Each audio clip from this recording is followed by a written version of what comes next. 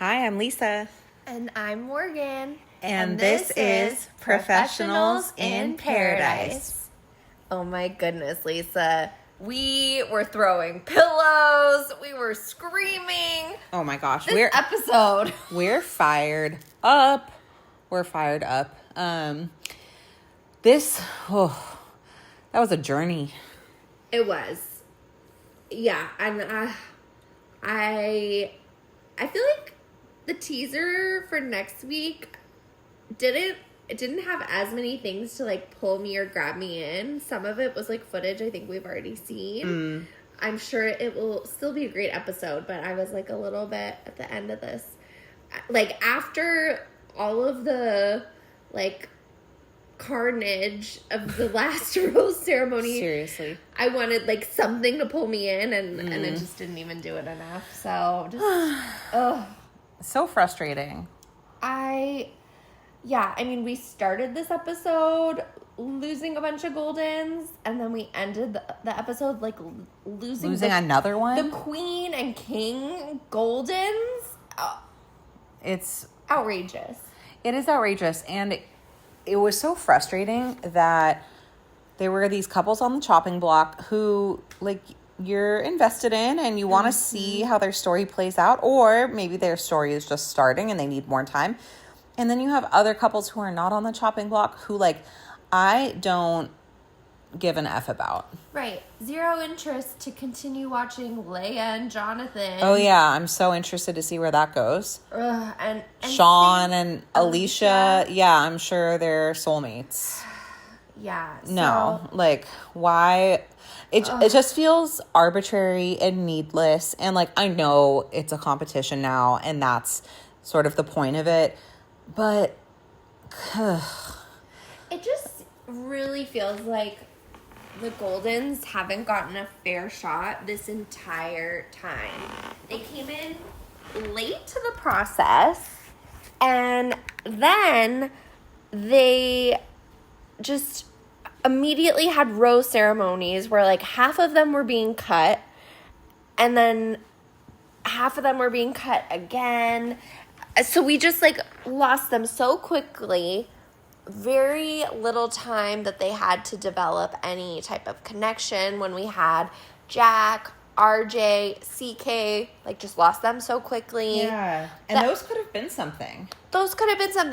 And then, I mean, let's just get into it. This episode, we're starting with a rose ceremony, and we are reminded, though we didn't need to be because we've been like heartbroken about this, you know, in anticipation of this rose ceremony, that we're going to lose half of the Golden women. Half. So we just, I mean, yeah, as we were watching this episode, you and I both were just talking about, why don't we bring in more Golden men? Yes. Like, let's actually see some more connections and love stories and give them some time. I know, and I miss some of the Golden men too. Totally. There's some good candidates. We had so few of, like, those fun Golden men. Yes. Where's Charles L? If he's not here, why is he not our Golden Bachelor? Bring Charles back. Where's Charles? Everyone, he's such a fan favorite too. Oh my gosh. People would have loved to see him. And they had teased him during Joan's finale, remember? Or during, maybe it was the Men Tell All. At some point during Joan's season, they were teasing him as, like, they had someone in the audience, like, say, oh, we would love for you to be our next Golden Bachelor. I do remember that. And they, like, had him up in the front row. He'd gotten his hair, like, you know, spruced up a bit. But nothing. No, radio silence. And, I mean, some of the men, it seems like, are in relationships. Some of the favorites, like Mark, Jonathan, Golden Jonathan. But what about Jordan? I loved Jordan. Jordan was great. I loved his family. Yeah. I loved his, he had a great family. He had such great energy about him. Totally. I would have loved to see him. I think he would have hit it off with Leslie. I could see that too. I think they've met in real life. Okay. I remember seeing, like, some photos of them. Okay. Social media. But yeah, no, and like I could have seen him with like Faith as well. I feel like they're both active. Who are the ladies? Well, who are some of the? So we Also, lost. Dan. Oh yeah, sorry. Go ahead. Oh no, it's okay. I was just gonna say we lost. Oh well, This we have time? a little more time. Okay, we have a little more time before we get to the rose ceremony. But tonight we lost April. We lost Natasha. Oh, Natasha. I know. Natasha and her chair earrings. And Nancy. And Nancy. And April. And April. Ugh, this was a bloodbath. It really was. What about Golden Dan? Yeah, exactly. Golden Dan. He was a sweetheart. Yes. So I got to sit next to Golden Dan at the finale of the last season of Golden Bachelorette. And he was so sweet. He was such a gentleman. He was so courteous, and like right as you and I sat down right by him, he was like, well, welcome to the party. Who do I have the honor of sitting next to? And he was just so sweet. He was chatting, we were chatting the whole time. I was talking with him about, who in Golden Bachelor Nation he might be interested in, which, I won't call it out here, but, I was getting some hot tea from him, and it was so great. I mean, he just seemed like a genuinely great man, and I would have loved to see him on this show. Oh my gosh, I know. And just giving these people more time. Like Nancy said, she was there like 24 hours. Yeah. And she was clearly someone a lot of the men were excited about, but nobody had like enough time, to get to know her. Right. I mean, Gary went on a date with her, but he had a stronger connection with Leslie. Yeah. And I mean, Faith, who was, narrowly saved at the end of this episode, she literally has been there for 2 meals. She has had a breakfast and a lunch, and that's it. Oh my gosh. So it's like she's just clinging on for dear life there, and we're lucky we got to keep her. I know. So we'll rewind a little bit, but we're clearly outraged. Yeah, we're outraged here. Oh my goodness. So this episode starts, we're, leading up to that night's rose ceremony. We see Gary, I think he calls himself Big G. Big G. Pimpin' ain't easy, Big G. That's funny. Yeah, and he, he's clearly a hot commodity. Leslie is hoping to get a rose from him, and she ultimately does, and I am happy about that. But yeah, Nancy was also a contender, as well as Natasha. Mm-hmm. It's just, these women really had to fight for it. I don't want to see that. I want to just see them organically connect. Yeah, definitely. But I did think it was going to go to Leslie. I mean, I hoped and I thought it probably would, and it did. But I did think Nancy was going to get a rose. What about you? Yeah, I wasn't sure because Keith, when he got up there to give out his rose, I felt like, oh, is he going to go, more like with Kathy? Seems like they've got a pretty strong friendship. He keeps calling it a friendship. I don't know if either of them feel like it could blossom into something more, or if it's just like a really, solid friend connection. But yeah, I wasn't sure because I know he had, expressed interest in Nancy, but they didn't end up really getting to spend too much time together because she was Gary there for 24 out. hours. Yeah. Yeah, and she took Gary on her date. So that was somebody who I thought, oh, maybe Keith will go in more the Nancy direction of just kind of take a chance and see if there's more romance there. Take a chance on Nance for romance. Yes. But I'm happy to see Kathy stay. I love her. She is so funny. She's so entertaining. Like, she has just great quips. I feel like she should be like the host of a show. I don't know. She can just improvise. Yeah. She's so funny. I thought Nancy might get a rose from Captain Kim. Oh, that's right, because Captain Kim they got to have a conversation. Captain Kim was talking to both Faith and also Nancy leading up to this rose ceremony. And yeah, maybe they wanted us to think that because they did show, I think, more emotional parts of their conversation. Yeah, because they had a lot in common with the way they both lost spouses to cancer. Right. And both of their spouses were even sick for around the same amount of time. So they did, have that, unfortunate circumstance to bond over. But yeah, I mean, I think that's got to be a big thing to be able to understand when you've been through something like that. Right. No, I think on both of their faces, it seemed like kind of a sigh of relief of realizing that the other person could really understand that experience. Definitely. But yeah, ultimately Captain Kim, he chose Faith, and I was shocked to hear her tell Captain Kim that she's open to moving. Yeah, she was like, I'm open to relocating. And more for our listeners, Morgan and I just looked at each other, our necks just snapped in each other's direction. We're like, wait, what? This is news to us. What about the horses that are buried? I mean, I feel like it's either A, she just wasn't that into Gary and wasn't willing to move for him, or B, that was maybe a learning experience for her. Yeah. That she really felt, tied down to where she lived.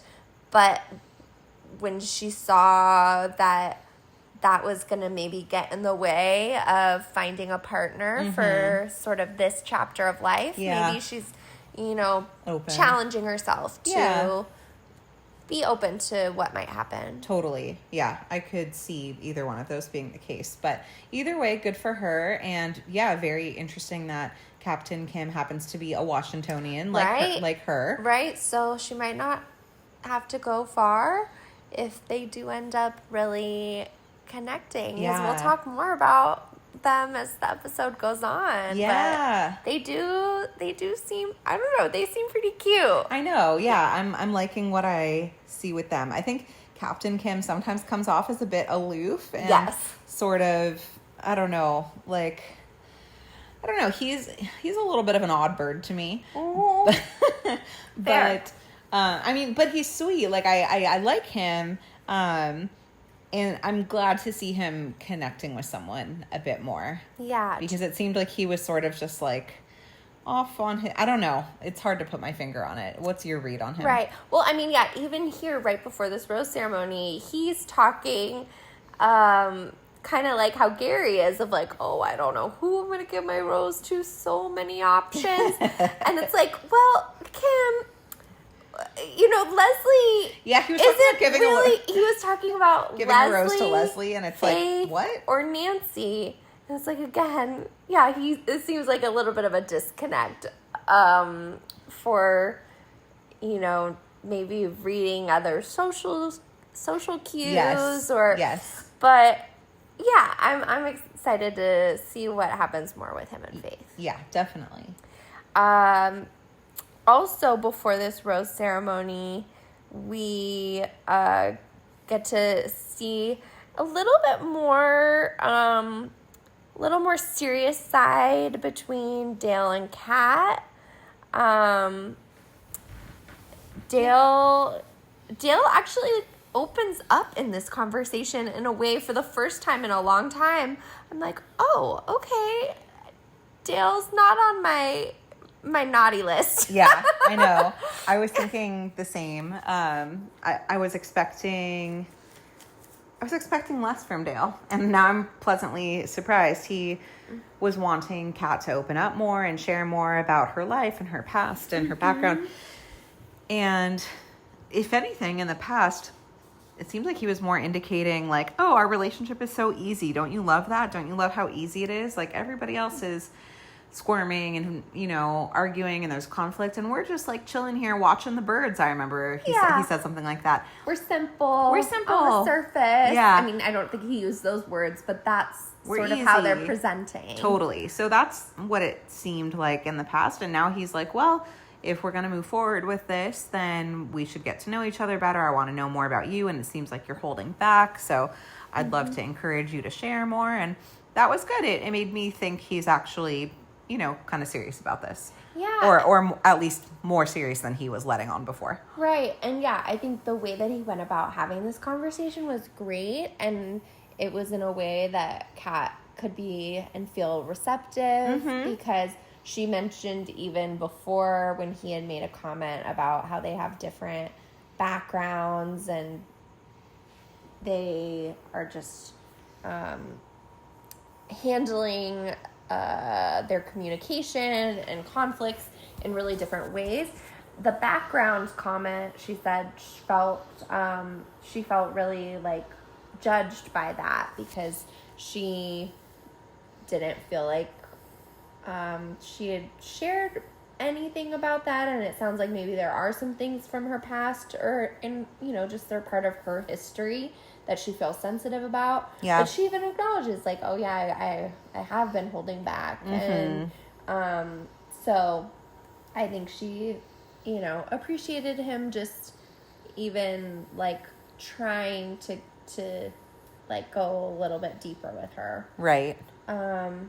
So yeah, but so I don't think I had too much more before the rose ceremony. No. Alicia gets a rose from Sean, and like, she's not really into him, right? It doesn't seem that way.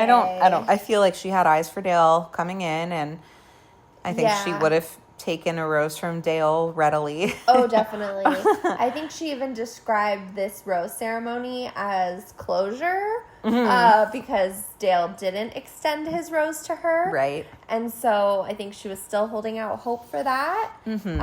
Which is fair. Fair. Didn't happen. So, yeah, I mean, she came in so late to the game, so I you know, it's not necessarily her fault. No, it's a hard position to be in. She's sort of, she really is giving more playing the game, especially later. I mean, we didn't get to see too much of her this episode, but later on, they actually are using her voice and description of sort of the competition and strategy of what's going on later, when it's more like the games, the strategy, and the couples competing. She's the one sort of describing those dynamics, and so I think just hearing it in her voice, it's like, okay, Alicia like wants to play the game. Yeah, I mean, she doesn't have much of a choice, because she came in so late, right? And she didn't really get to forge connections with probably the people that she would have liked to. So now she just has been sort of plopped into this show right as they're starting this game aspect of it. Right. So I can't blame her. No, and like, I don't know. I understand like sending people in like week by week, dropping them in. That adds like a certain dynamic where it's like, oh, is this going to disrupt things? Is this going to change things up? But I almost would rather everybody just like come at once, and there's just more dating, and maybe you have like ripples in different ways. Yeah. But now we're left with, you know, as we find out later, or not too much later, no one else is coming now. This is the group. Yeah, and no new arrivals. Slowly gonna be like getting smaller and smaller. And at this point, though, there's only, I don't know, a lot of the couples we're just not even that invested in, because it's like they just got plopped together like last minute, a day ago. Yeah. And so I would rather have everybody just be there from the beginning, and maybe throw in other curveballs. Yeah, I agree. Or I would also be open to, if they wanted to keep it the way it is with bringing new arrivals each week, I think that's fine. But like, don't bring them the day of the rose ceremony. No. Don't even bring them before the day before the rose ceremony. It's Right. like, give them a couple few days to settle in, because this is crazy. Let's see, I keep saying Leah, but it's Leia. We know. Yes. Leia is interviewed and says that, obviously she gets her rose from Jonathan, and it seems like she's excited about the prospect of where they're going and getting to know him more, and it seems like she's kind of crushing on him for sure. Totally. I don't know how he feels, and neither does she. No, and by the end of this episode, we see. I think we know. Goes. I think we know now. Yeah. But at the time, I think he just likes to string people along. Why is this a pattern for him that like every girl he's with just doesn't know how he's feeling? Like, it seems like he's so flirty. He loves to play, but there's not a lot of actual connecting going on. And at the end of the day, it leaves the girls he's talking to confused about where they stand. Yeah. It's almost like the more they get to know him, the more confused they get. Totally. He's just a labyrinth.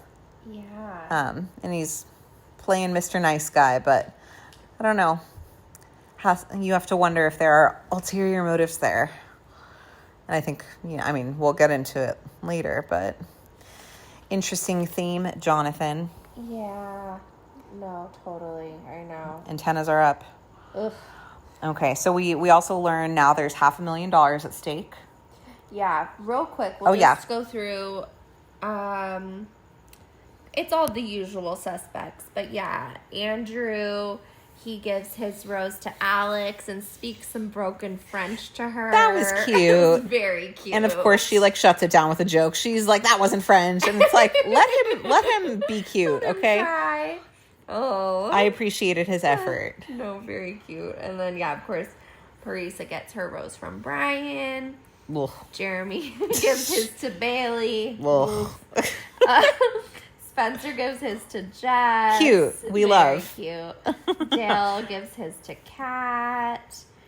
And Keith, we mentioned, gives his to Kathy. And he does say something after he gets her the rose. He says something about like, well, you never, we're really good friends. We're solid friends, but you never know what can happen. And it seems like things are on the upswing. So I don't know. I definitely see friendship vibes with them. I don't know if it'll become anything more than that, but I guess stranger things have happened. Yeah, you never know. Some great romances start as friendships.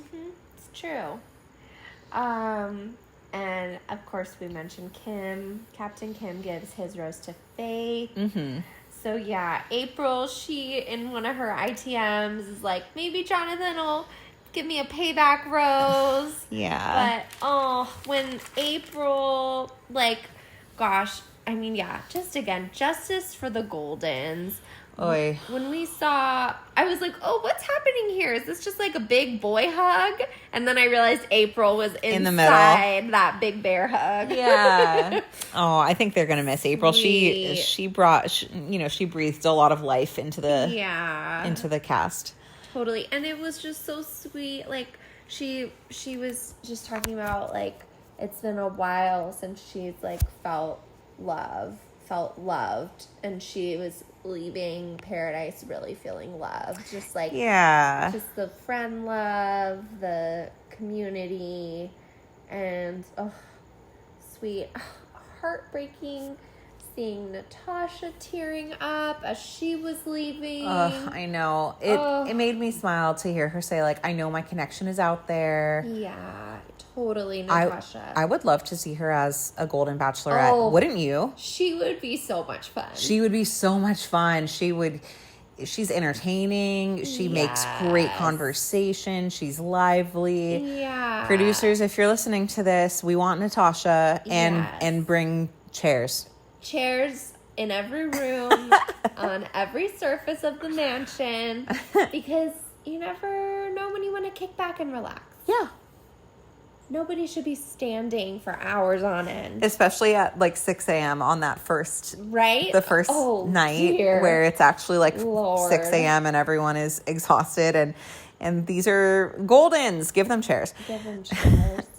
So, okay. So this is now, So we learn Jesse comes in. We learn a little bit more about the competition. Not all the details, though. I still am not really clear on how it's all going to go down and if there's voting involved, like a tribal council type thing, or I mean, I know he said it's going to be like Bachelor Pad, but honestly, I didn't watch that, so I don't know how that's going to go down. But we learn a little bit. We learn there's going to be no new arrivals, and we learn that there is $500,000 at stake. Yes. How they go on to win it exactly is still a bit unclear, I think. Yeah, but everyone's pretty taken aback to learn that much money is on the line. Yeah, I mean, this is kind of a, I hate to sound so dramatic, but this is a historic first in, I guess, not all of Bachelor franchise, because like we said, there was Bachelor Pad, which I guess involved money, but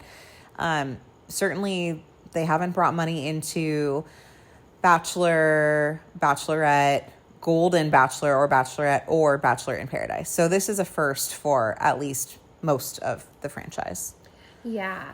They haven't had it in like those actual main like shows, though they have done some weird things sometimes. Weird, maybe. They've done some money related things during like finales where they like give someone a vacation. Sure. That's not $500,000. But do you remember, I think it was Michelle Young. Yeah. They gave her like a down payment for a house. That's pretty amazing. So they've like thrown some things some in gifts to sweeten the pot. Yeah, they've thrown out some very generous gifts for sure. I wondered about like, because they broke up together. So how did that work? Yeah, I don't know. Well, if they get to keep the money. I don't know. I know with the rings, there's like a contract. I think it's like I think it's 2 years. Yeah, they have to stay together for 2 years in order to keep the rings, and if they break up before that, Neil gets those rings back. She's got a graveyard of rings. Oh no! Oh my gosh, that's so true. Right? I mean, what, does he go and sell those again? Probably. I'm sure he does. But I think I like to picture like a little graveyard in his garden. That is oh my god, that is such a funny visual. I can't get over it. Oh my god. Oh man. That's the best. Jesse does tell us that one aspect of like winning and moving closer towards being the winning couple is some relationship tests and being compatibility. A strong couple. Yeah, having a strong relationship. Compatibility, how well do you know your partner, and that sort of segues into what this first challenge will be about, which is like, how well do you really know your partner? And so clearly some people are at a huge disadvantage. Oh my gosh. Because as we said, for Faith, she's had 2 meals here in Paradise, breakfast and lunch with Captain Kim, and that's all the time she's had. So it's her versus like Spencer and Jess, who have been locked in together since day one. Right. So there's definitely, it's not an even playing field whatsoever. No, definitely not. But I don't know, as we see in the challenge, some of the couples that maybe we wouldn't have thought like end up doing pretty well. Yeah, and that's true. Some that have been spending a ton of time together haven't been talking or getting to know each other enough. Looking at you, Brian. It's almost like he doesn't listen. Oh, well, he doesn't even want to communicate, have any questions posed to him. It is funny that morning after Jesse's made this announcement, like, about the compatibility tests and different things, all the couples are chatting it up, trying to, catch up about favorite music, favorite food. Favorite color. Favorite color. Yeah, we do hear another couple, not Brian and Parisa, talking about their favorite colors. And I'm like, oh, don't ask Brian that. He'll throw a tantrum. He'll throw his drink at you. He'll start pouting in the jacuzzi like, I don't want to talk about favorite colors. Yeah. I just want to go bang on the couch. My God, Funny. he's a toddler. He's a man-child. I think we said this last time. Man-child. That's what I'm going to call him from now on. Man-child. We have Captain Kim and Man-child Brian. Man-child Brian. MCB. MCB. We hear Spencer saying to Jess that, they might be at risk, like from the other couples, since he describes their relationship as the strongest one there. I think it probably is. It probably is. They're darling. They're so cute. We never hear a peep from them No. because it's all just like boring, lovey-dovey.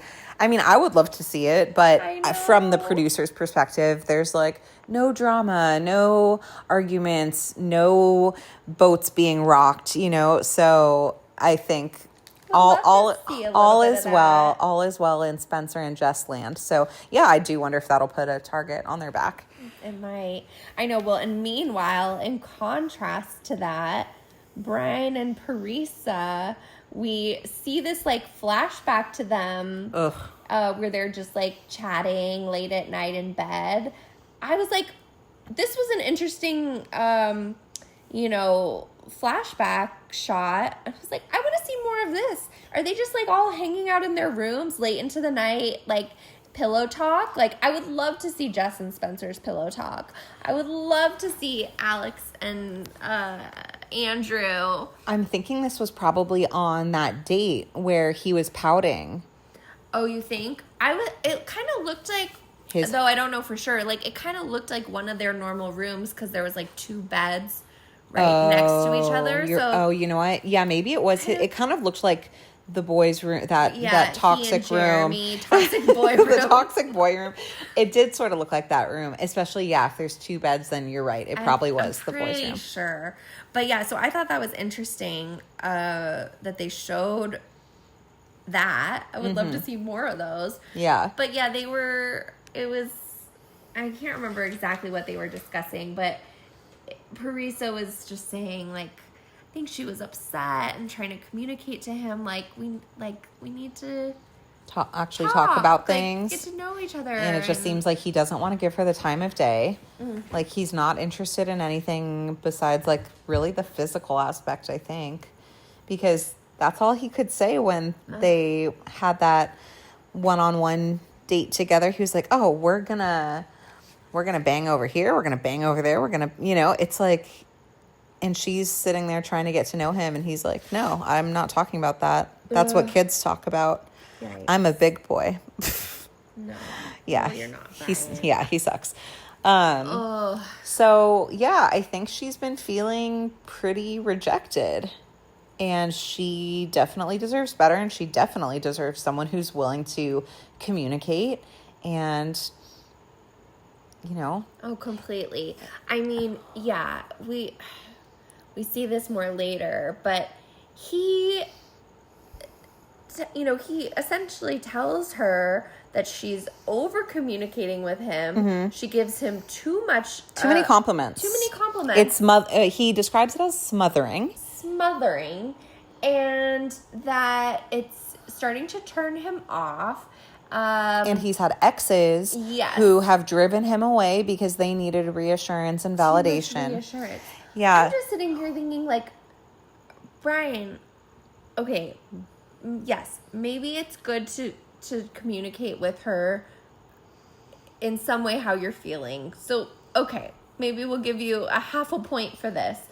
But it just, the emotional, like, intelligence of how he's talking with her, and it just seems like a lack of awareness of, like, people need different things. It's not a one size fits all. Right. So, Brian, maybe you don't need, like, to hear words of affirmation. And he says that. That's not your love language. Okay, great. You've told her that. Yeah. But clearly, because she's asking for it from you, that is her love language.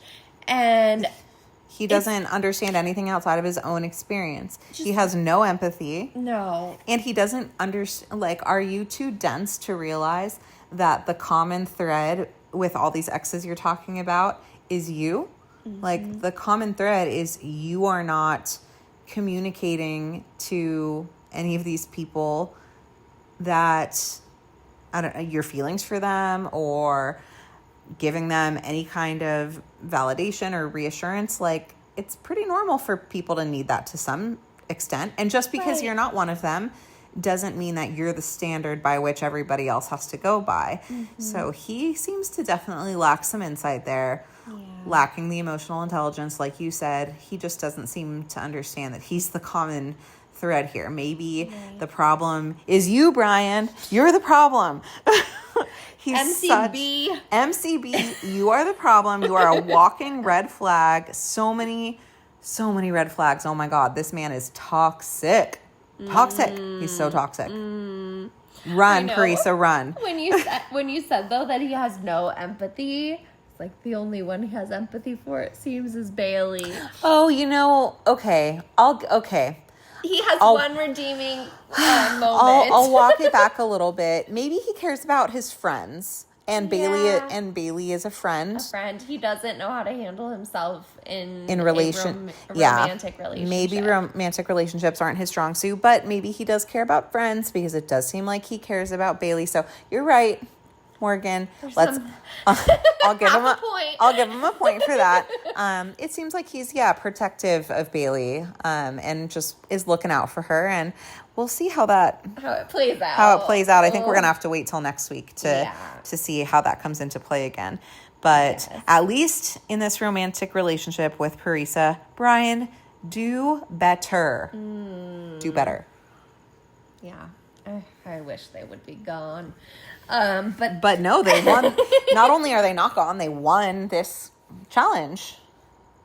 No, they didn't. Oh wait, sorry. Bailey and Jeremy. Wrong, toxic man-child. Wrong, yeah. So I honestly find myself confusing them because they're both just they both have a lot of issues. They both have a lot in common, and not in a good way. Right. So I do confuse them. No, fair.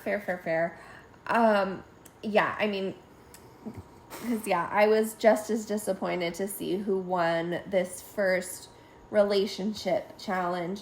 Not because of Bailey. Right. We love Bailey. Yeah, Bailey's great. No problems with Bailey. Bailey, keep doing what you're doing. You're doing great. You're amazing. But, Jeremy. So, I don't know who's worse, Jeremy or Brian. They're neck and neck. They're both the worst. Yeah. If two can be the worst, they're both the worst. Mm-hmm. So, this first relationship challenge, eventually, once they started playing, it was like, okay, I understand the game. When they were trying to explain it, and like the poker chips and the high and the low and I was like, this seems a little complicated. I was a little confused, and I didn't even want to say that out loud because I was like, oh wow, I'm not very bright. I think it's the type of, no, I mean, most games are this way. It's like, you read the instructions and it's plane overhead. Oh wow, it's a loud plane.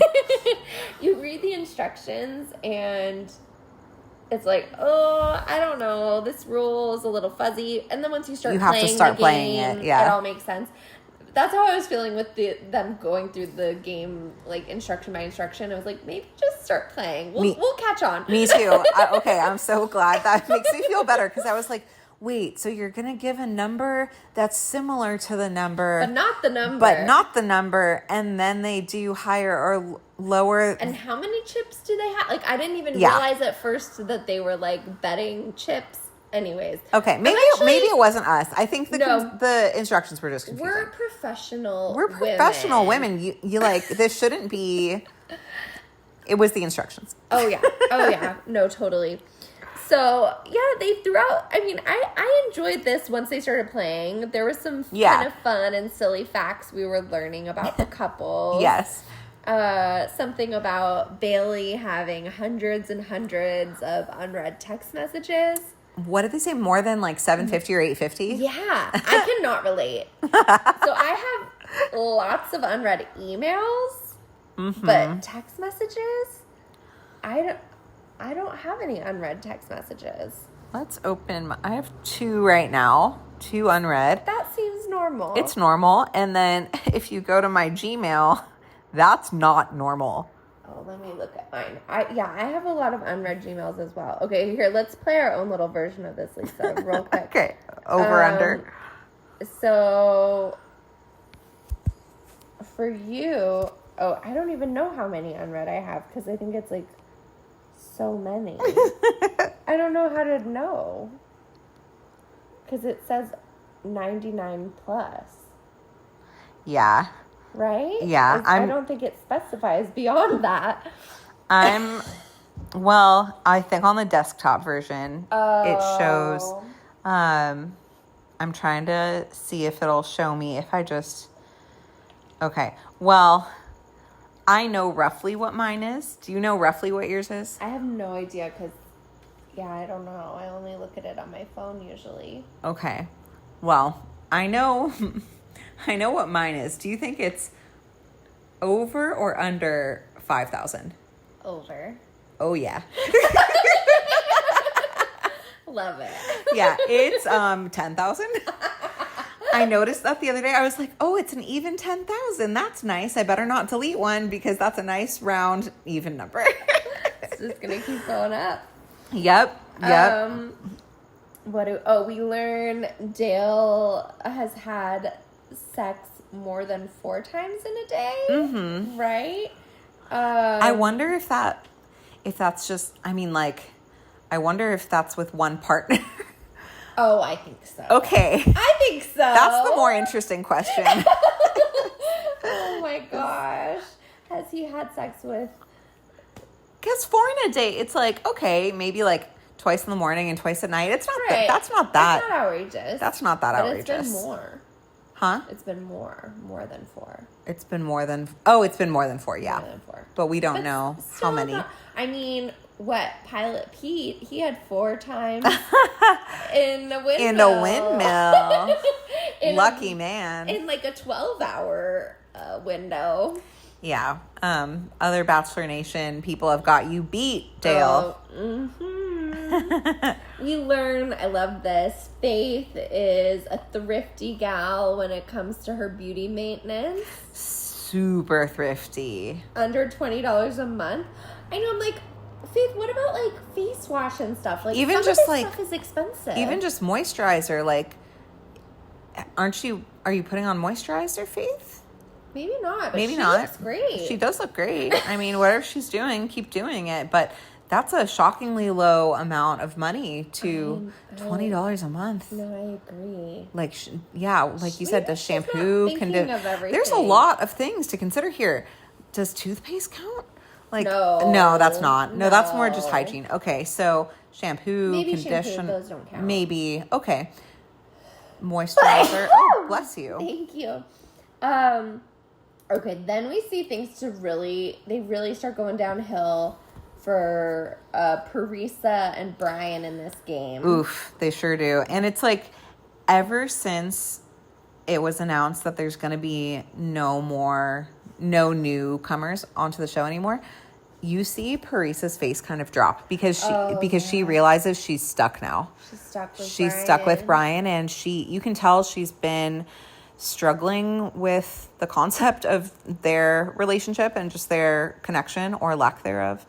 Ever since their one-on-one date, which she even said was so bad that she wishes that they didn't even win that competition. That's how bad it was. Well, because I think she felt really good and strong about them up until that point. She did. And then it was like when they're alone and they have this kind of opportunity to really connect, more romance.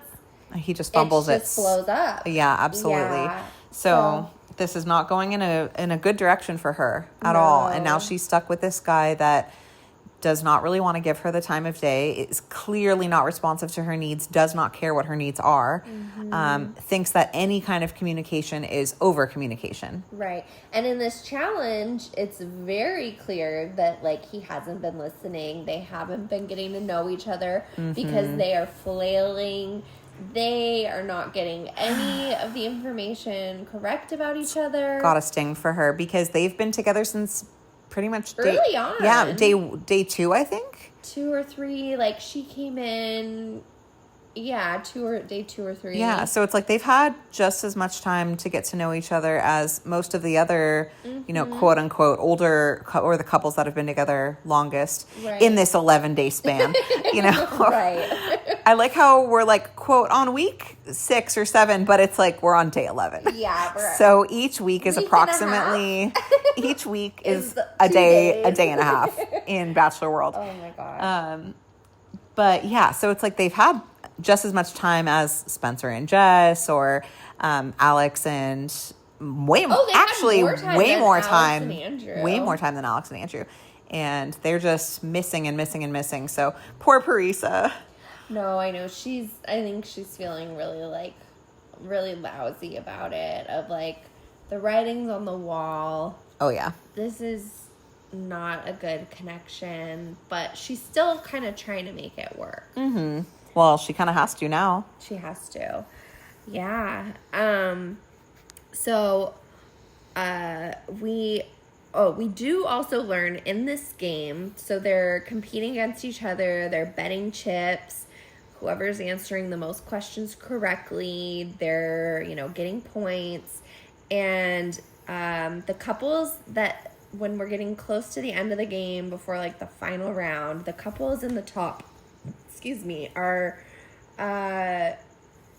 Jeremy and Bailey. Mm-hmm. I think Leslie and Gary. And I think Kat and Dale, maybe? Yeah, that sounds right. Those, I think, are the top 3. Jeremy goes in and he puts all the chips on the line, and but he is correct. Yeah. I forget what that winning question was. He bet it all. I think it was how much she would spend on a gift for a partner. birthday. How much has she ever spent on a like birthday a gift or something? Something like that. And he gets it right. Mm-hmm. Bets it all. Lucky. So they have more than twice as many points as the other couples at this point. Then Dale goes in. He answers a question about Kat. He's more conservative. He just bets 1 chip because he wants to just keep himself up high on the board. Right. Because we also learn it's just the bottom 3. Bottom 3 that need to worry. Are going to be at risk of not getting roses this week. So as long as you're in a safe zone, a safe buffer zone above the bottom 3, then there's no reason to really gamble. Gamble more. Yeah, you're not going to be able to, you're not getting any extra points or any extra time or anything. But do we think Gary understands this? No. I think not. Gary, this was a huge mistake. Oh. It ends up costing him everything, and it ends up costing Leslie everything, and she did not sign up for that. Oh, I wish she could have said something after he put the chips down, don't you? I don't know. Such a bummer. Poor Leslie. And the question that Gary loses on. So Gary goes in, he bets half of their chips. 9. He bets 9. There's no reason. There's none. There's no reason to bet 9 chips, because even if he got another 9 chips, then it's oh great, we've got 9 more points, and that doesn't do anything for us. Right. It's even if you think, oh, maybe he's just really gunning for the date, you still can't touch. No, you would Bailey have to do all of your and chips. Jeremy, because they're so far ahead in the lead. And so he would have to bet all of the chips. So he didn't do that. No, so I really just think he didn't understand. I don't think he understood. But you know what else? I mean, the question that Gary lost on, it was something about how many times a week does Leslie think is like good for like to have sex in a relationship. Like when you're with your partner, serious relationship, how many times are you having sex each week? And it's more or less than 5. Than 5. He bets on more than 5. Yeah. As an over a 60+ man. Yeah. 5 is a lot for anybody, I think. He thinks that Leslie more than 5 times in a week in your 60s. They're not trying to get pregnant. Come on, people. So this is crazy. We're not talking about we're not talking about 20 somethings here. No. And I was wondering, like, was part of his reason to like go with that answer? Was it kind of like you know, kind of a was he trying to flatter her thing, or I don't know, flatter her, or just like, oh, that's how many times you have sex a week, right? Like, I don't know, just like normalize it and feel like okay. I don't know, but I think he also just didn't understand. I think there was a lot he didn't understand. I think there's a lot about sex and frequency and gambling. And age. And I mean, we love Gary. We love you, Gary. Don't get me wrong, Gary. You're awesome. Keep being your awesome We're just self. bummed but because we wanted you to stay. I know this didn't need to happen. Oh man. And poor Leslie. She's innocent in all of this, and she ends up getting dragged down because of this mistake. So ultimately, Jeremy and Bailey win the competition, which means they get to go on a special date. And they also, Bailey, since the women have the roses for the next rose ceremony, Bailey is going to be tasked with choosing 2 out of the 3 women in the bottom 3. from this competition. Yes. She gets to give 2 of those women roses. But only 2. Meaning that the woman she doesn't give a rose to and that woman's partner will be leaving. Yeah, which is brutal. So much pressure for Bailey. And thanks to Gary's mistake, that puts him and Leslie in the bottom 3, along with Brian and Parisa and Faith and Kim. Oh, man. So, well, I know who I would vote off the island. Sure do. I mean, this couple is crumbling before our eyes. I'm surprised. If I were Parisa, I would just ask Bailey, send us home, put me out of my misery. This relationship sucks. Yeah, Brian is terrible. No, seriously. I know. What do they have to salvage at this point? They really think they're going to go the distance? Come on. So, but how aware is Bailey of all of that? Because if Bailey thinks everything is hunky-dory between Brian and Parisa, then maybe she will keep them. Or maybe she sees them crumbling and wants to keep them around because they'll be weaker competition. Mm-hmm. Well, that's what I really wanted to see, and I felt like was missing in this episode was later on in the episode we see Leslie and Gary chatting up Bailey. We see Faith and Kim.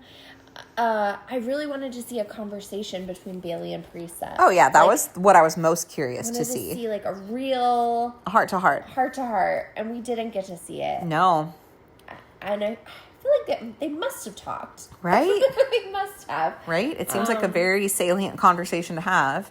Yeah, but here we are.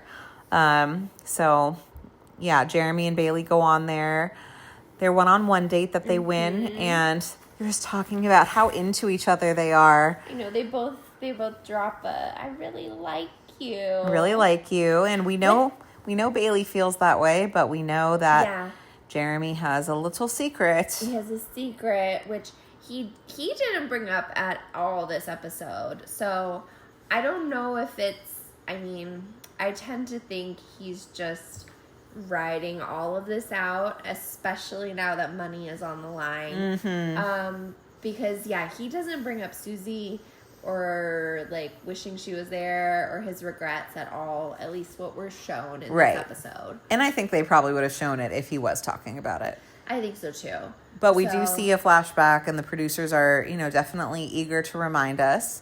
Yes. And I do wonder at this point in the episode, I'm wondering if it's going to come up again and if it's It going to has bite him in the Oh, booty. it has to. Right? They're not Well, going to, the producers aren't going to let that one slip through the cracks. No. Well, and it's definitely, it was teased last week and teased again this week that, you know, Bailey's in tears. We saw that last week too. Like, for in a future episode, we're going to see Bailey in tears. They don't explicitly say why, but I think it is hinted that she's given information. Yeah.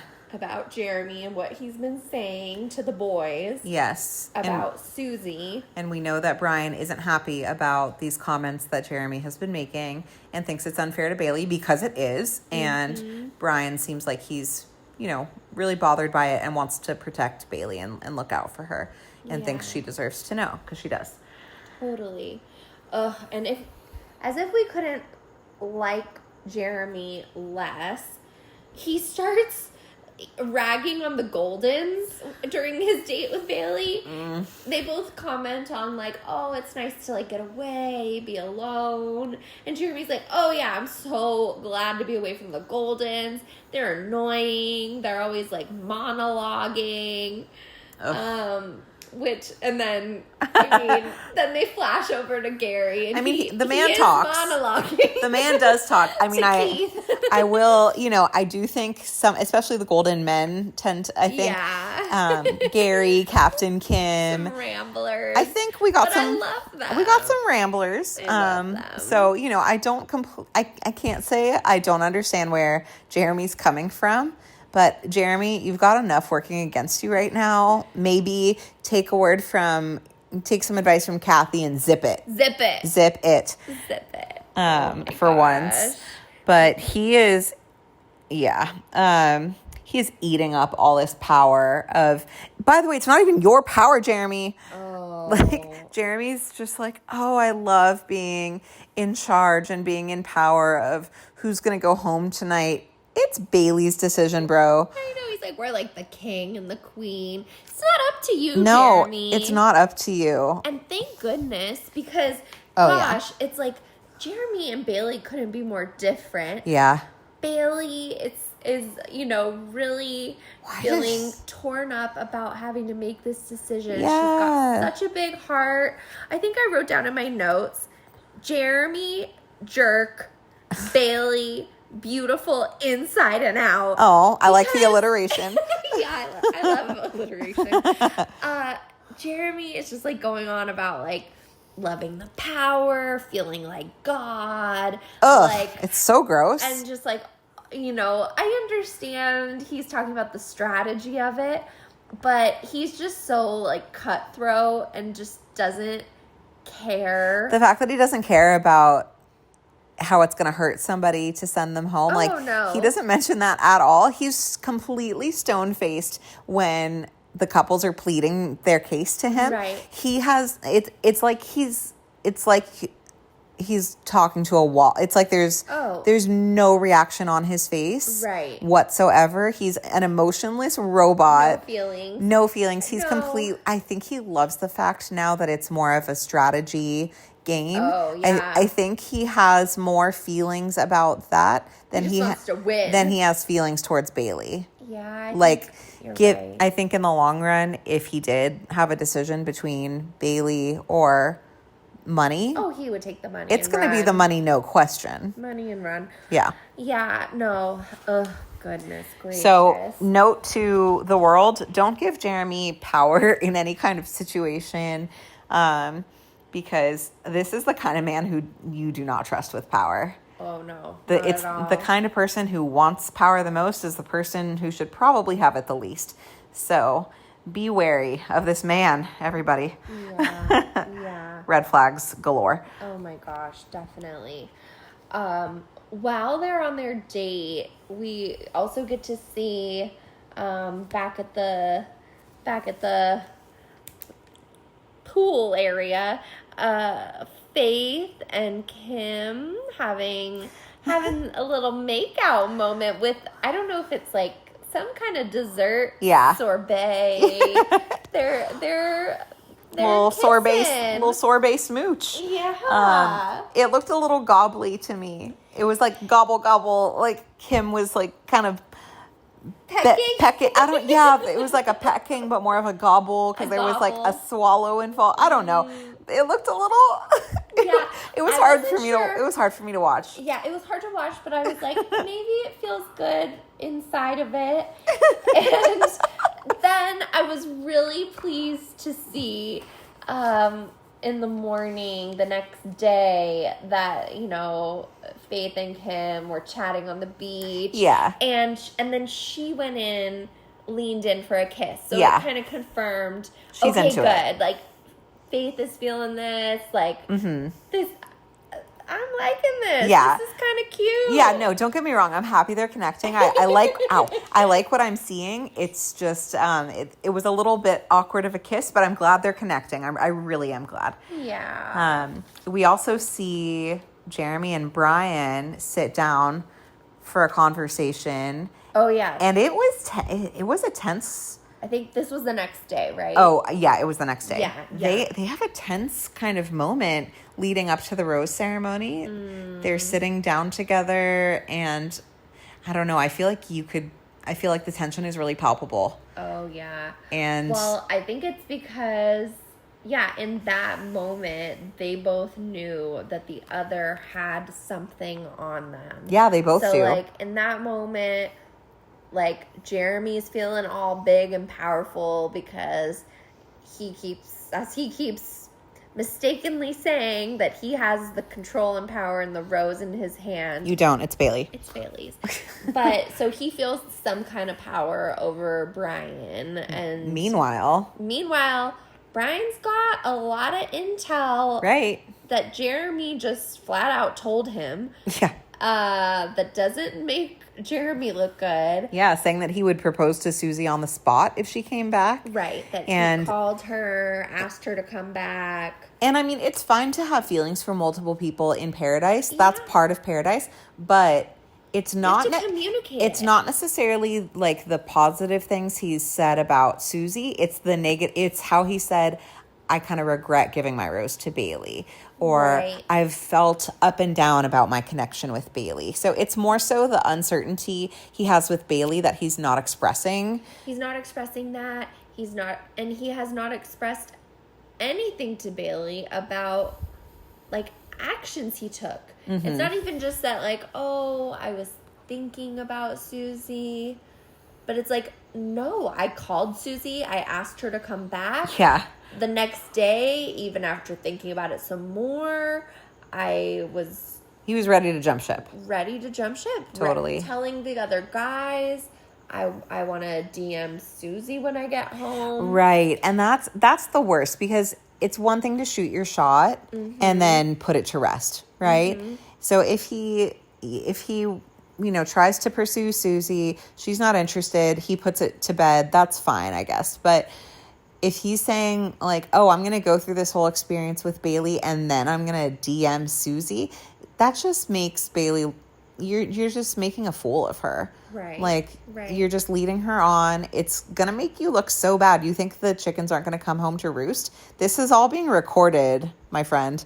Like, I don't know what... He doesn't understand how microphones or cameras work. I don't understand what he's thinking. Like, this is all going to be out there. But...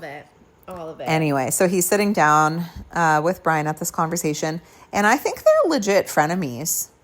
Like, I think they're kind of like friends and bros, but I think they kind of don't like each other. Yeah, well, they even show some flashbacks to Jen's season when I think Jeremy's, like, big entrance on night 1 of Jen's season was he came in some fancy car, and then later in the evening, I think Brian, like, took Jen to hang out in the car, something like this. Yeah. Where Brian was using, like, what technically was Jeremy's type of date with Jen to get to know Jen better.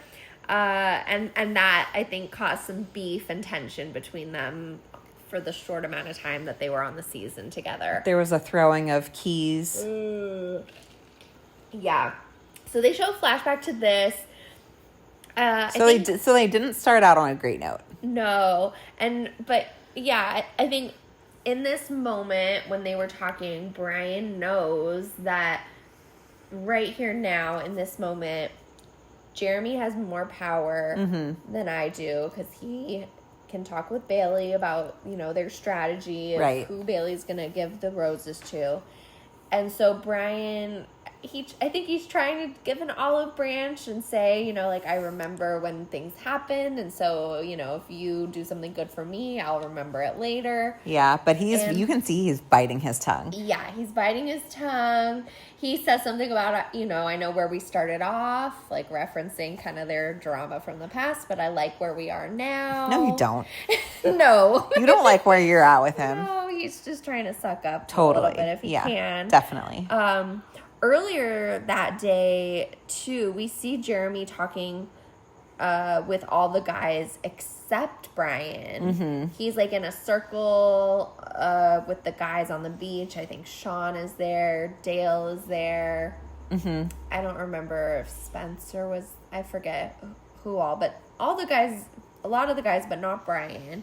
And they're all kind of talking strategy. Again, Jeremy thinks it's his decision, this rose.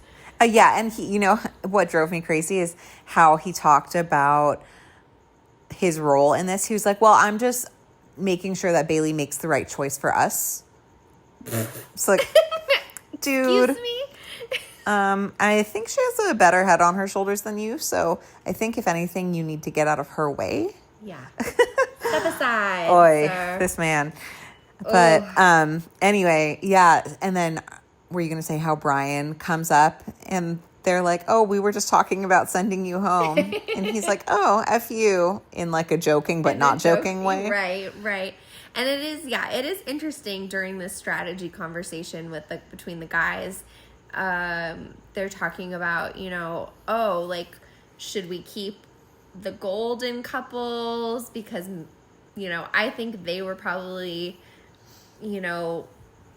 assuming or hypothesizing that in the coming days, maybe there's going to be some more physical challenges. And so, they might be assuming. That would be so mean. No, mean and assuming probably not correctly because have you seen Leslie dance? That woman is an athlete. Yeah, she is.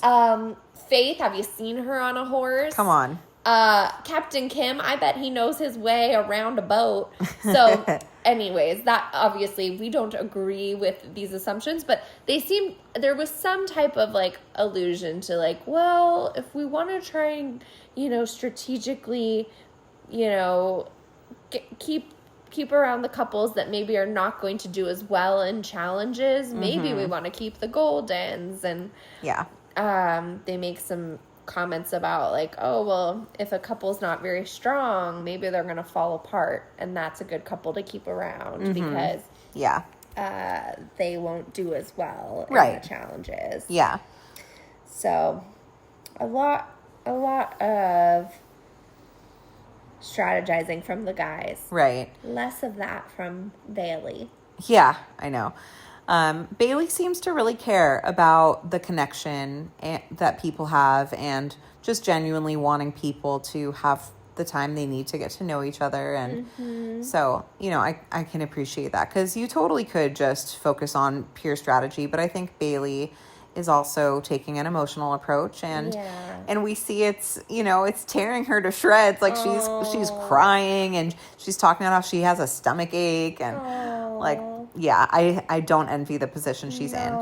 But I wanted to talk about the conversation that Jonathan has with Kat at the bar. Yes. And because we know that they're friends and they talk and they're honest with each other. And they like to give each other the tea.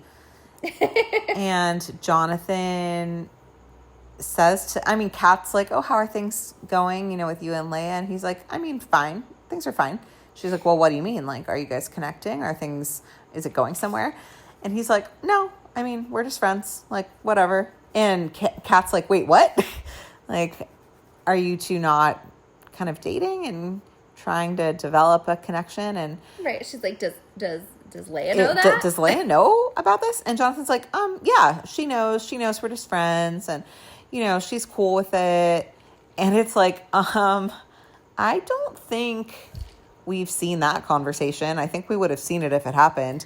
Right. And I think the way that Kat is talking with him, like, she very clearly must have some information. She's probably had some girl chats where she's gotten different impressions from Leia. Yeah, because we know Leia has seemed, in her interviews, Leia definitely seems excited about Jonathan. Yes. Giddy even. She seems giddy. She seems excited. She acknowledges they were friends, had hung out in friendly settings before coming to Paradise, but she is very much like talking with him intentionally about, like, this is what I'm looking for. Like, what are you looking for? How are you feeling about me? Tell me something you like about me. Like, she's like really putting out there, like, more of like, I'm looking for a relationship vibes. Yeah. And he gives no impression that he's any different. He's it's not like he goes into that date being like, well, I'm just not really looking for those things. Or, I mean, for all we know and for all he tells her that we're aware of, it seems like he's looking for the same things. Seems like he's on the same page with her. Seems like a connection is maybe in the works and, maybe starting to develop something. And here he is telling Kat, sidebar, yeah, no, I think we're just friends, and she knows that, and we're good. And Kat's like, okay, I don't buy this. Nope. And I really appreciate Kat being a girl's girl here. Yes. And even though she is friends with Jonathan, doing the right thing and letting Leia know, hey, I don't think, and Kat doesn't, it seems like she doesn't waste a moment. She goes right over to Leia, because time is of the essence here. There's a rose ceremony tonight. Right. And tells Leia, hey, Jonathan is saying that he's just friends with you. There's not really a romantic connection. Were you aware of this? And of course, Leia says no. Yeah, Leia says no. No. Leia's not, like, delusional or, like, imagining that there's, like, something there that there isn't. No. Like, Leia she doesn't say, like, oh my gosh, no, like, he told me, but she says, she's like, well, yeah, we've been talking about how, we like where we are, we're kind of starting as friends and seeing what can happen, and, we're having some flirty vibes. Like, she's not imagining that it's more than it is, but she is pretty clear based on the conversations she's had with Jonathan that they're both open to, like, what could come of this. Where have I seen this movie before? This reminds me of, let's see, Jill. Mm-hmm. This reminds me of Alex. Mm-hmm. Mm-hmm. Is there someone else? I feel like I'm missing someone even. I mean, a little with Kat. He's put himself out there in a lot of different places and nothing has stuck. And every girl says the same thing. Gosh, I just can't read him. I just don't know what's going on, because he's kind of being flirty, but then he's not really pursuing anything. It's not really going anywhere. I'm trying to remember, because he made it pretty far on Jen's season. He was, like, in the top 3 maybe. He was. I think he was. I don't remember. Yeah, he was in the top 3, I think. Yes, because it was, the top 4 was Jeremy, Jonathan, Marcus, and, the winner, Devin. Mm-hmm. Oh, what a top 4. Lord. Poor Jen. She had so few quality men to choose from. But yeah, I'm trying to remember. I can't remember for sure, but I feel like there might have been similar things going on with Jen, where it was like, oh, we're like flirty friends, but is there more? Right. And it's like, okay, fool me once, shame on you. Like, fool me 7,000 times. Or fool me once, shame on me. Fool me. Okay, I can't remember the saying, but he's fooling us no more. No, exactly. It's like the same thing over and over and over with him. Yeah. So, ladies, the issue isn't you. This man is is just playing you. He's just out there trying to get roses. He's just trying to jump from week to week. I gave him the benefit of the doubt before, but at this time, he's not going to play me anymore. Like, I'm done giving him the benefit of the doubt, and I no longer believe his Mr. Nice Guy facade. I mean, I'm not saying he's not a nice guy per se, but I don't think he's invested in trying to pursue these people that he says he is. I think he's just... it's just a game for him. He's just going from week to week, getting rose to rose. Playing the paradise game. I don't think he's actually looking for something serious. I think he's #wrong reasons. Here for the wrong reasons. Yeah. And so Leia is, I think, really grateful to Kat to be receiving this information. And you go, Kat. She goes right away to talk with Jonathan. It's almost like these women communicate. Yeah. I mean, gosh, I know these. You know who doesn't communicate? Jonathan. Jeremy. Brian. Dale. He's getting a little better this week. Dale's learning, and we give him points this week. Yeah.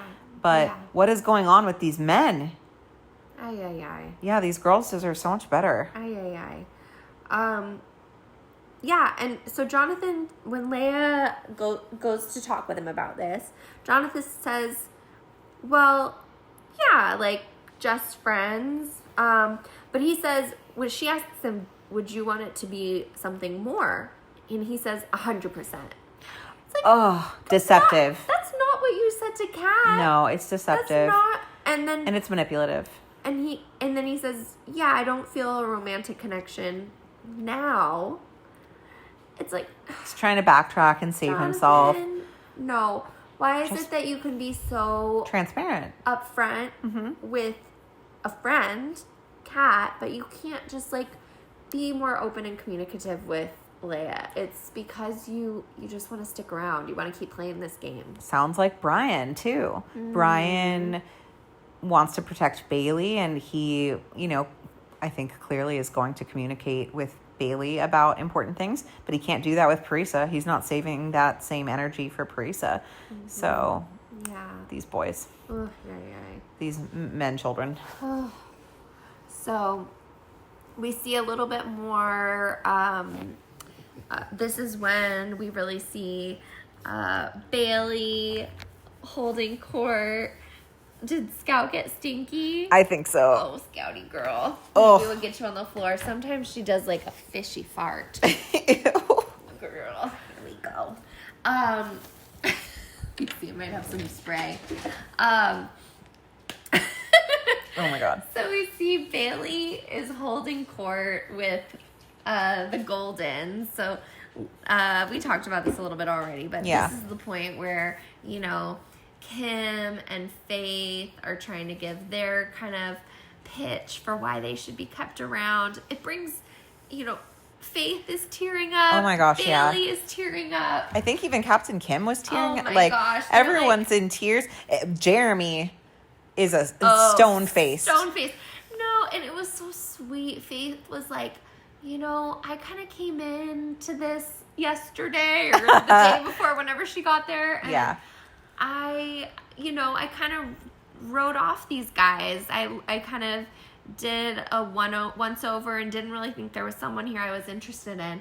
But, I've been getting to know Captain Kim over the last day or so. And, there's really something special here. And you can just see it. Like, they're not just trying to... This is something I love about the Goldens, too. All of them, in one way or another... After they found out that the $500,000 is on the line, none of them are talking about that. Kathy, flat out says, if I could choose between the money or love, I would choose love. Yeah, I think, who else said that? Was it Gary or Keith? I think it was Gary. I think multiple of the they're like, it means nothing to me because they've lived enough life to know what's the real jackpot, right? Yes. So completely. Yeah, and I think there's probably some of the young people feel that way too. Sure. But certainly not all of them. We're just seeing the... And we'll probably find out more who's who. But, Leslie and Gary are talking with Bailey as well. I'm just not including Jeremy in this Seriously. discussion, even though he's For some reason there. Yeah. And Gary is really like pulling at the heartstrings. He's like, people our age don't get a lot of opportunities like this anymore. I mean, he's not wrong. And it's like, so hard to make a decision. I mean, it's not actually a hard decision. It's actually a very easy one. You keep the Goldens and you kick off Brian, who is undeserving of being there, and that favor, and just put Parisa out of her misery, because girl is miserable. Let her go home. Let her, she can let go her on take a another bath. Vacation. Yeah, she can go on another vacation. Give this girl some self-care. Yeah, she can go have a summer fling in Barcelona. Yes, something better than Brian. Oh my gosh, yeah. Dear God. So anyway, it's a very clear decision, but apparently not for Bailey. And I can appreciate Bailey is in a tough spot, and I know she says she's friends with Parisa. Yes. I don't think they're like great friends, but they're friends enough for this to count. The gals, yeah. So we get into the rose ceremony. Bailey gets the first rose. She, of course, gives it to Jeremy. Ugh. Alex, if only she knew. If she had all the information, then perhaps she would not. I know, I agree. We have Alex speaking French. Yes. Telling Andrew that she thinks he might be the one. Oh. Very sweet. So sweet. I think this is the first time I clocked Alex saying something with a straight face and not like making a joke out of it and being serious. And I'm like, okay, she's getting past her nervous, anxious, like I have to make everything into a joke defense. Very sweet. Yeah, good for her. Kathy gives her rose to Keith, of course. Alicia gives hers to Sean. Why are they here? A couple that I could not care less about Could watching. not. No. Why do they get to stay? Why they get to stay and a couple like the injustice. Kat, she gives her rose to Dale. Jess asks Spencer if he'll accept her rose every time. Every time, yeah. Very sweet. Leia is called up to give a rose. And at this moment, I was really hoping, I was like, maybe Leia can give her rose to one of the women. I know. I was playing all the mental gymnastics. I was like, okay, maybe. Let's not give it to Jonathan. Let's give it to Leslie. I was like those memes with the all the math like floating in the air. That was me trying to figure out how Leia can finagle this rose to give one of the Goldens another shot. I was like, okay, let's find a way. Oh my gosh, bring April back. Like something. Come on. But she does give it to Jonathan. Boy. I loved the sass of just telling him you're welcome. I guess I didn't want him to stay. No, exactly. Like I guess I appreciate the sass, but I would have appreciated it a whole lot more if sass. No, not even that. I don't want any sass. I want there to be no rose. The sass of no rose. The sass of no rose. Yeah. So much sass that there's no rose for Jonathan. That's what we want. That's because the right choice. Jonathan has wasted enough people's time on this journey. Right.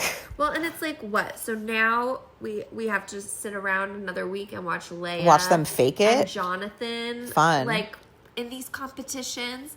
Meanwhile, some people that are actually connecting and more deserving have to leave. home. No, it's just ridiculous. It's so arbitrary and and needless. I really hope it doesn't become that way strategy-wise where it's like, oh, well, let's get rid of these like really strong couples because then we're just competing against Parisa and Brian, or we're just competing against Alicia and Sean. I'm like, I don't want to watch the like I don't care about this B team. Least connected, right? I want to see the the couples that are actually genuinely connecting, not the ones who, are clearly just here trying to survive week to week, rose to rose. So We'll see. Gosh, I'm just already like, justice again for the Goldens. They deserve an entire season. Yeah, they do. That's just them. Yeah. And where we get more than just like 2.5 couples because they haven't given them enough time. Yeah, because they all got there the day of the rose ceremony. I hate it. Yeah. So, unfortunately, Leia, does give Jonathan her rose. I really wish that didn't happen. It's going to be so icky to watch them from here on out. Yeah. Maybe she'll make him squirm somehow. I hope so. Yeah. And now we have the moment of truth. Yeah. What is Bailey going to do? Bailey's invited up by Jesse, and she got 2 roses to give out. She gives her first one to Faith. She says she wants to give them more time to, build their connection, grow their connection, and was happy to see this. Yeah. Happy to see this. Yeah. Then we are left for a moment on a cliff thinking that the impossible was possible. Ugh. And that she was just going to give both of those roses to golden women. Yeah. Do the righteous, the honorable thing. And she calls Leslie's name. She calls Leslie's name. And I was, for a moment, on top of the world. Yeah. And then they cut to commercial break and we're like, wait a minute. Oh, dear. They are playing with our heartstrings here. Oh, dear. Why is this a commercial break right now? What's going to happen? And then, Bailey just breaks it too. When she starts breaking down crying, I'm like, no. They called her up to then tell her you're not getting a rose. A bait and switch. So mean. Because they don't. They made Bailey do this. Oh, of course. I know it wasn't Bailey's idea. But it's so mean of the producers because they get Faith's hopes up. They get Leslie's. They get Leslie's hopes up. They get our hopes up as the viewers. They know what they're doing. Oh, they do. I know. And sweet Bailey, she tells Leslie how much she loves her, that she's really been such a huge, special part of her paradise journey. Yeah. It seems like ultimately Bailey decided to give the rose to, Faith instead of Leslie because Faith and Kim haven't had as much time to they just got there. Connect and get to know each other. So maybe it would really give them just an opportunity to see if there's something real they could build on in the real world. And maybe it is true. Maybe Leslie and Gary have had some time and they'll continue to explore whether there's a connection there for them outside of paradise. But I'm just so sad to see them go. They're just both such delights to watch. Yeah. Leslie just deserves better. She deserved to be the Golden Bachelorette. She just deserves to be wined and dined. She deserves so much. After the heartbreak she went through on the Golden Bachelor, and this was, her time for redemption, and to go out like this, especially all because of this stupid gambling mistake. Oh my gosh, I'm sure Gary feels so bad, and honestly he should, because it did not have to be this way. Although I will say, if it wasn't them in the bottom 3, then it would have been Keith and Kathy. Right. And I wouldn't have wanted to see them go either, because they're also amazing to watch. They both have such great energy, and I love them both, really. All of the Goldens needed to stay. Yeah. Is really... Yeah, pretty much. Yeah. And if a young couple is going to be on the chopping block, the one you want to save is not Parisa and Brian.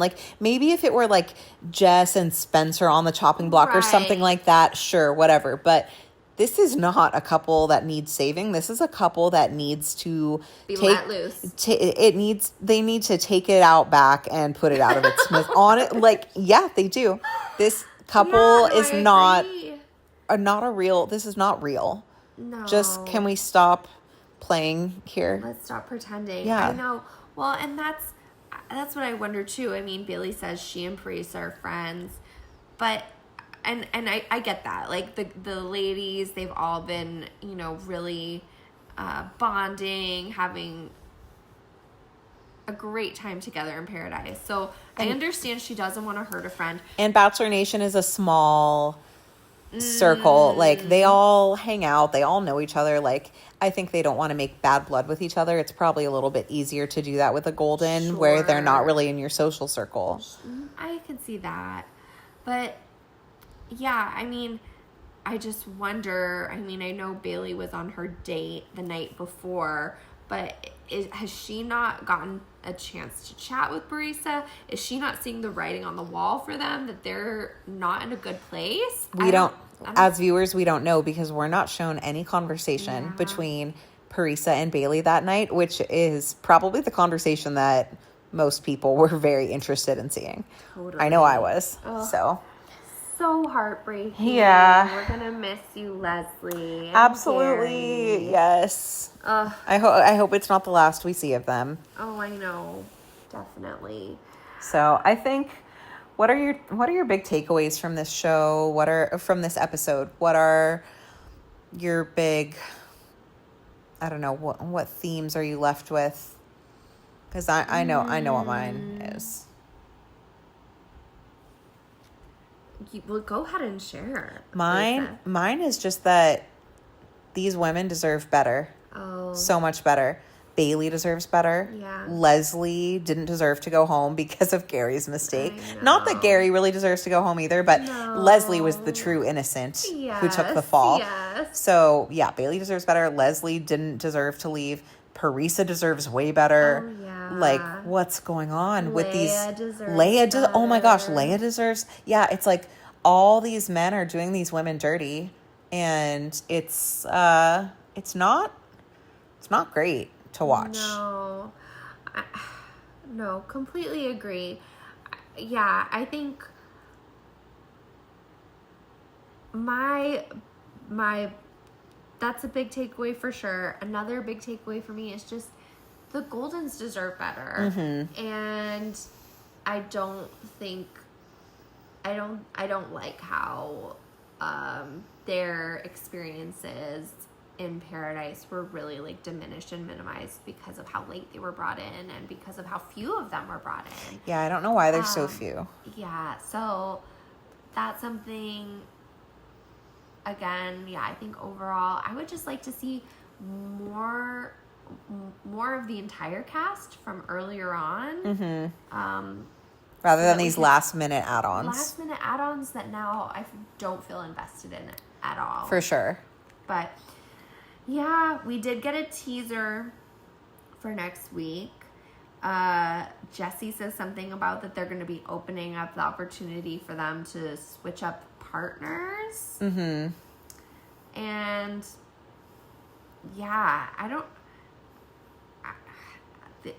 one of the few switch ups I could see would be something like with Dale and Alicia, because they keep alluding to that. Right.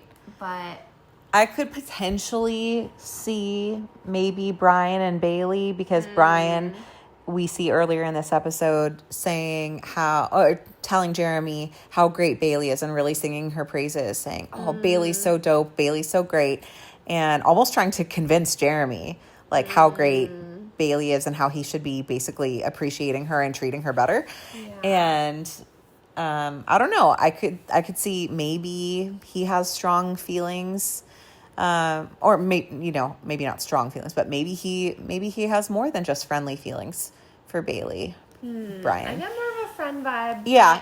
Probably.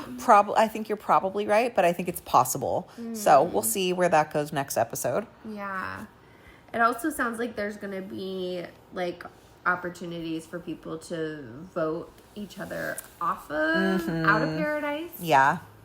And we just see Bailey crying again, and I feel like don't shed tears over this, man. Yeah. But, no, but I feel for her because it is. He's like making a fool of her. Yeah, because he's really stringing her along. At least with Brian, he's honest about the fact that he doesn't give an F. He's like, I don't want to communicate. This is too much. Stop complimenting me. You're too needy. You're smothering. I'm not gonna tell you my favorite exactly. color. At least he's sort of being open with how, uninterested in he is with forging a real connection. But with Jeremy, he's just being phony. Yes. I think he's just kind of really leading Bailey on, making her think that he's way more interested and invested in the relationship than he really is. I think he's kind of got one foot out the door, and meanwhile, Bailey is talking about using the L word with him. Right. So, and joking about engagement rings. Right. So it's not gonna be great. No. How it goes down, and No. I'm thinking we're gonna see that next week probably. So, although I will say for next week, I will not be here to chat about it with you because I'm going on a baby moon with my husband. Baby moon. Yeah. You're gonna have such a great time, but I'm so excited. Miss watching with So you. I will miss Bachelor in Paradise, but I will be in real paradise. Yes. And you go and you enjoy paradise. I will. Have Thank some you. Delicious mocktails. Yes, I will. Virgin Mai Tais as far as the eye can see. So looking forward to that. No, beautiful. And yeah, it sounds like my hubby might want to hop on the podcast. He was joking about it. No, I hope he does. I think we can make that happen. I think it'll be fun. I hope he does. And if he doesn't, then call Anna and get Anna over here, because I think she'd be down to do another one, and I think that would be fun too. But yeah, or Tyler and Anna, just whatever. It's a professional paradise party. Triple P. All right. Thanks for tuning in. We had so much fun. I think this was our longest episode ever because we were fired up and had a lot of feelings about it. A lot of feelings, a lot of rage. Oh, boy. All right, guys. Until next time. We'll see you next time.